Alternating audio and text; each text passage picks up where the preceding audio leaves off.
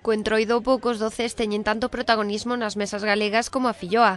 Por iso, dende hai anos, Cambados dedica unha tarde destas datas a buscar as mellores.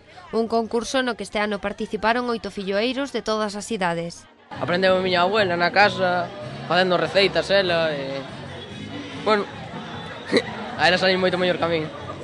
Home, hai persoas maiores que levan moitos anos facendo filloas, pero bueno, nada é imposible. Dixéronme, vente, non sei que, a pasalo ben. E accedín a facelo, porque para pasalo ben todo vale. Participar e pasalo ben, porque estamos en carnaval e hai que pasalo ben, non? Xa levamos 4 anos participando. Xa ganamos tamén un ano o premio ao sabor.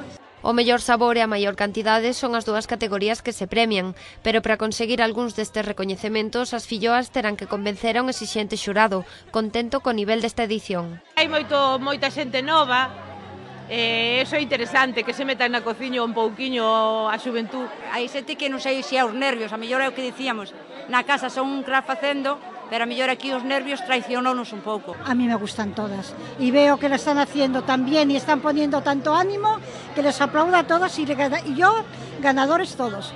Leite, ovos e fariña son os ingredientes básicos para facer unha filloa común, pero non quixemos perder esta oportunidade para preguntar aos expertos o segredo para conseguir a mellor filloa. Ter unha boa maupelas, facedoras moi finiñas. Uns bons ingredientes e moito cariño. Ralladuras de limón, anís. A mí me gustaron matizalas, pois con ralladura de limón, de laranxa e todas esas cousas. Facelas con moita paciencia, moito esmero.